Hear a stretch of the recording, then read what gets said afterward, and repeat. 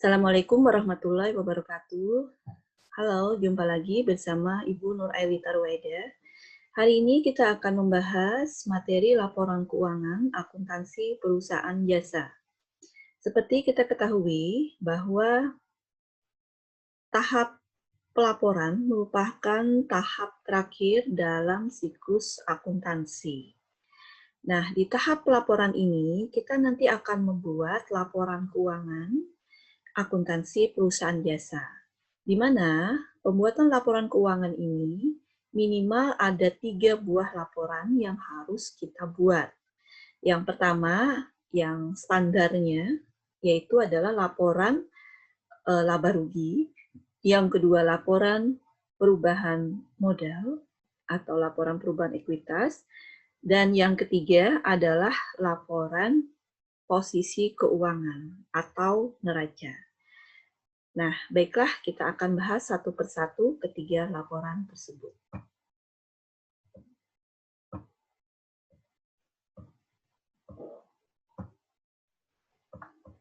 Yang pertama kita akan membuat laporan laba rugi. Nah, laporan laba rugi ini tujuannya untuk mengetahui laba atau rugi di suatu perusahaan pada periode tertentu. Nah, jangan lupa untuk pembuatan laporan laba rugi, kita harus menuliskan judul berupa nama perusahaan, laporan laba rugi, dan periode akuntansinya. Apabila kalian ingin menuliskan dalam ribuan rupiah, sehingga kalian juga harus menuliskan dalam ribuan rupiah di judul. Nah, untuk laporan laba rugi, ini isinya adalah seluruh pendapatan dan seluruh beban. Nah, data dalam laporan laba rugi ini kita ambil dari data yang ada di kertas kerja pada tahap pengiktisaran. Nah, kebetulan di kertas kerja di sini sudah lengkap ya, ada laporan laba rugi, ada neraca. Nah, di kolom laba rugi di sini juga sudah kita buat pendapatan dan beban, sehingga nanti sudah kita hitung laba perusahaannya, yaitu sebesar 16.315. Nah, data yang ada di laporan laba rugi yang ada di kertas kerja, ini nanti akan kita pindah ke laporan laba rugi di laporan keuangan. Ya, kita akan mencatat dulu akun pendapatan. Kebetulan akun pendapatannya ada 2 ya, di sini ada pendapatan jasa dan pendapatan sewa. Totalnya sebesar 38.615. Kemudian juga kita akan memindahkan akun beban, jadi seluruh akun beban akan kita pindahkan. Kemudian akan kita jumlahkan sebesar 22.335 rupiah. Kemudian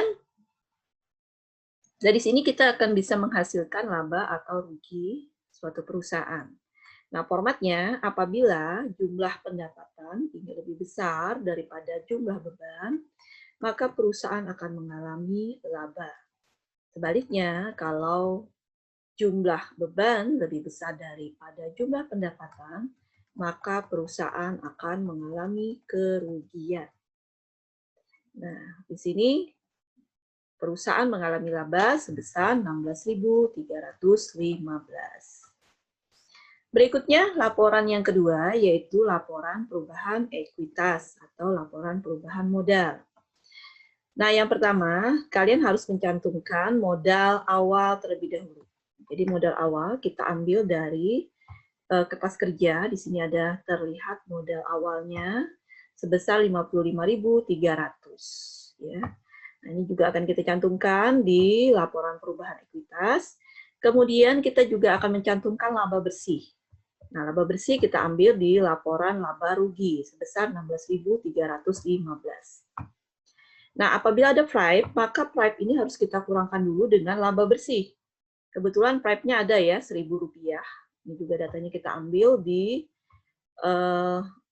kertas kerja.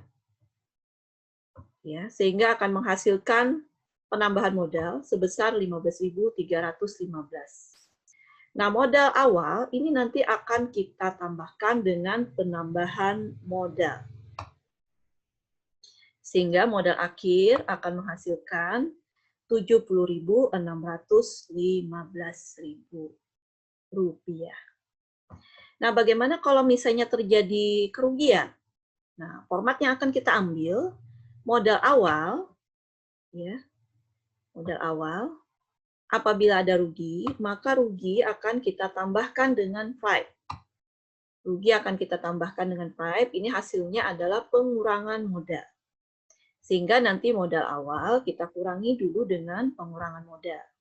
Hasilnya adalah modal akhir. Bagaimana kalau tidak ada 5? Maka modal awal langsung kita kurangi dengan rugi. Hasilnya menjadi modal akhir.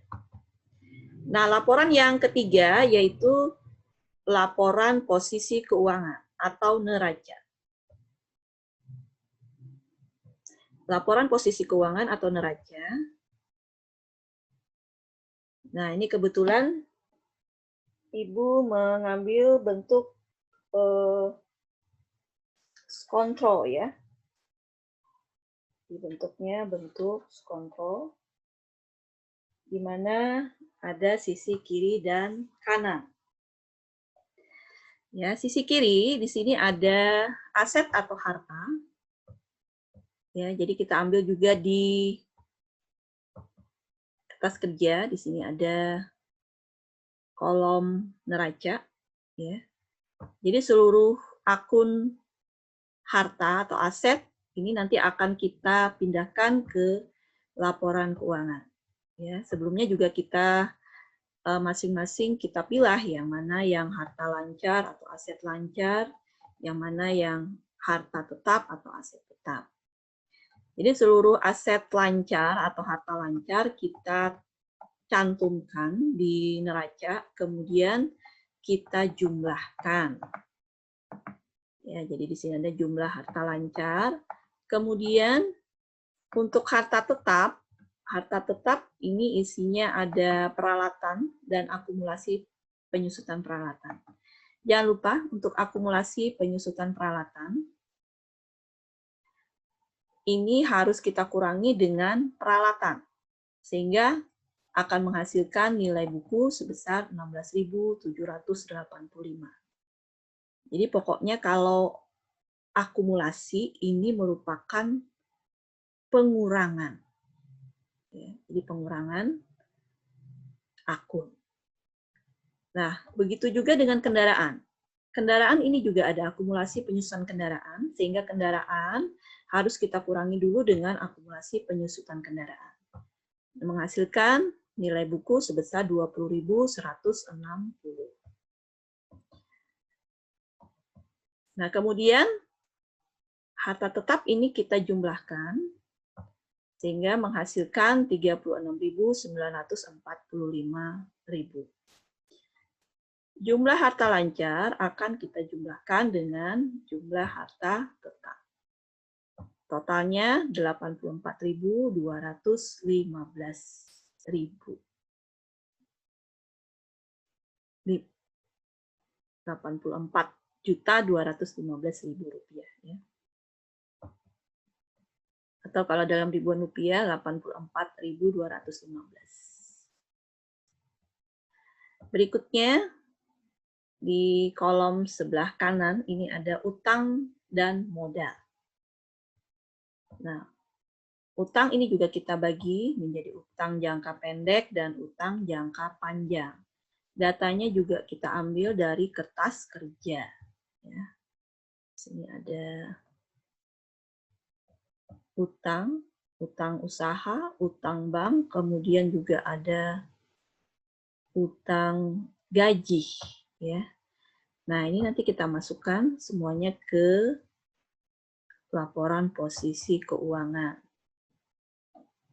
Nah, untuk utang jangka pendek, ini isinya utang usaha dan utang gaji, jumlahnya 3.600. Kemudian utang jangka panjang, Ini ada utang bank, jumlahnya 10.000. Sehingga kalau kita jumlahkan, total utang jangka pendek ditambah total utang jangka panjang menghasilkan 13.600. Kemudian modal. Nah, modal ini kita ambil dari laporan perubahan ekuitas. Ya, jangan lupa modalnya kita ambil dari modal akhir pada laporan perubahan ekuitas sebesar 70.615, ya, atau 70.615.000 rupiah. Sehingga nanti kita akan menjumlahkan jumlah utang ditambah dengan jumlah modal. Hasilnya 84.215. Nah, perlu diketahui bahwa posisi sebelah kiri dan posisi sebelah kanan ini harus sama.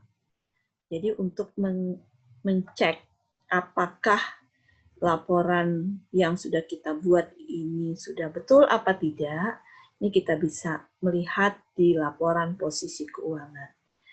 Sebelah kiri dan kanan, atau posisi harta dengan posisi utang plus modal. Ini nanti jumlahnya harus seimbang atau sama. Kalau tidak sama, berarti ada kesalahan. Baiklah, sekian dulu untuk laporan keuangan akuntansi perusahaan jasa. Salah hilaf Ibu mohon maaf. Assalamualaikum warahmatullahi wabarakatuh.